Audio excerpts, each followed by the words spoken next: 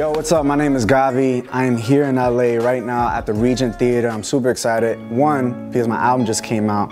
Two, I'm doing a lot of new songs, so this is gonna be very interesting. I haven't done a lot of these songs. But three, the best thing is I haven't been in LA in over a year, so it should be wild.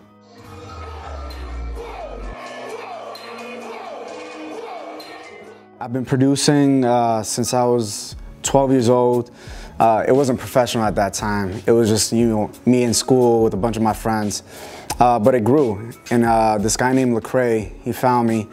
And I think it was 17 years old, yeah, where I started producing stuff for him.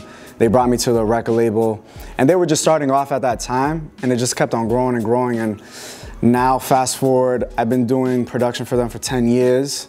And now I'm an artist. I've been an artist for 2 years now.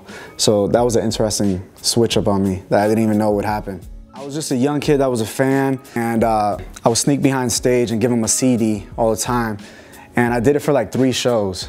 And by the 3rd show, he grabbed me and he was like, yo, don't leave, hold on. I was like, yeah. And I was excited, I was, you know, just young.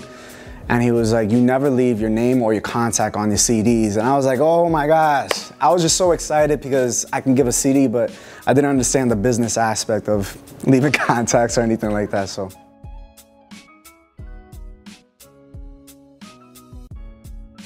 Yeah, right now, my latest single, With You, that definitely is a very personal song. And it's, you know, being a new artist, it's always weird trying to channel in to those emotions, because when I was writing, I was crying like crazy. But yeah, the song is called With You. It's about to be hitting radio stations too, which I'm excited about that. And it's just me writing about depression, anxiety. A lot of the album of Panorama is based around that. This season that I was in, it was a low season. And yeah, I share about how last year I was on tour. I missed out on my friend's funeral. You know, struggling through certain ideas of how my parents divorced. I'm married, so that haunts me. I'm like, I don't want to jack up my marriage. So it's a very personal song, but I wanted people to feel like I'm there with them. A lot of people look at me as an artist now and they're like, oh, Gawvi's perfect, everything's great, you know, he's living the great life. But I wanted people to realize that I'm human at the same time. And it's been dope. So I was actually living in LA at the time. I lived here for about 2 years, and then she was living in San Diego. And my record label, I have this thing called 116. It's a huge clique of us, Lecrae, Andy Mineo, Tripoli, all the guys on the label. And we do shows together. But at this time, I wasn't even signed on the label yet. They did a show here in LA, and my wife was actually helping out with the merch table for one of the rappers called Propaganda. And from there, we saw each other.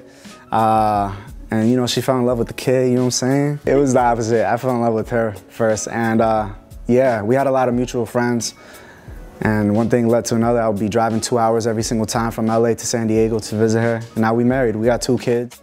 And we've been married for about getting to 5 years now in March.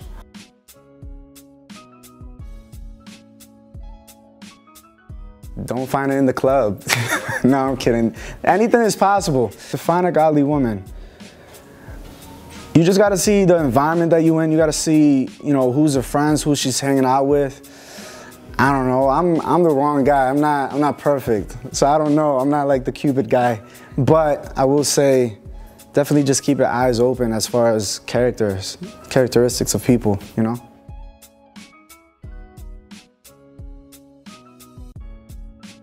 There we go. I can't answer that. See, me personally, so I'm not perfect at all. But I definitely surround myself with a lot of good guys that I look up to, or a lot of guys that I'm like, yo, you're my peer, we're doing this together, we're growing in music, or we're growing together in life. Hey, I could talk to you about certain things I'm struggling. You could pick me up when I'm on my downside. So whenever you're dealing with like guys, you always want to make sure their circle is like dope.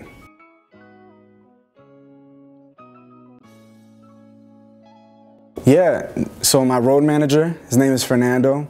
He's always with me all the time. Even if I get a hotel, he's always sleeping in the room with me, and it's separate bed, not together. No cuddle buddies going on? No, definitely not that. But yeah, I always have great accountability around me.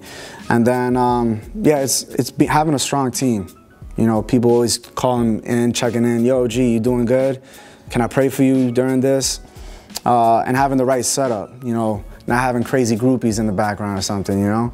Me and him, we actually have a cool, actually I'm not gonna say the handshake, but we have a signal whenever I'm doing meet and greets, I have a signal that I give him that he could see.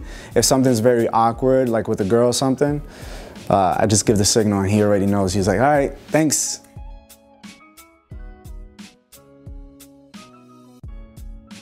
So my mother's from Dominican Republic and my dad's from El Salvador. And I was born in New York. They both came to the country to make a better living. And I'm just very thankful for a lot of that. And I love those two sides because they're so opposite. So El Salvador is in Central America and then Dominican Republic is in the Caribbean islands. It's total opposite. Dominicans, they don't like spicy food. Salvadorians, they like spicy stuff. We eat pupusas and stuff, and the Dominicans are eating plátano and you know, rice and beans all the time. So it's just different cultures, but you know, you make me out of that, and it's the best.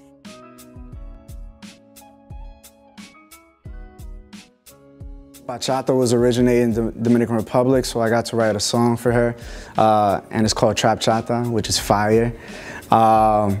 And then I have another cool song that's called Green Cards, which is my dad coming into the States. It's funny, when I was a kid, I had a conversation with him. I was like, Dad, how did that happen?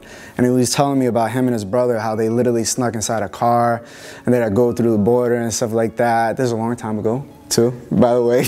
He has his papers. Just knowing things that are going on in our country, I like to give my story so that people can see a different point of view and not just bash people. You know, a lot of immigrants at times, they can feel like they don't have love from certain people. And that's my message. I always want to share love and educate people. Because a side story from my dad, when he was in El Salvador, there was a huge war going on, people getting killed left and right, and that's one of the reasons why he had to come to the States. So just little things like that. People always go back to your country. And it's like, ah.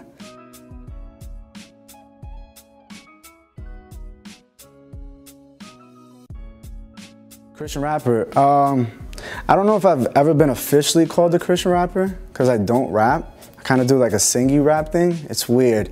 I'm still trying to figure out what it is. And I just started doing that on my new album, Panorama. So I started off like doing these DJ sets and it started switching where I was like, yo, I actually like doing melodies and singing, and definitely huge in hip-hop world and huge in electronic world, and I try to mess them up, and then I mess them up with culture where you hear like Trap Chata or a song called Cumbia. But yeah, if somebody calls me Christian rapper, I'll take the label. I love it. I love Jesus. A lot of my messages have to do with struggles in life and then leading them back into Jesus. I always want to make sure my messages and my songs have hope and a purpose in it. Yo, what up? This is Gawvi. I'm super excited right now. My album came out, Panorama. You can get it anywhere on any streaming site, Spotify, iTunes, Amazon, whatever you do. Also, I'm on tour. I want you to make a stop. I need you to hear the music, but also feel the music. So go to my website, gawvi.com. It's Gawvi.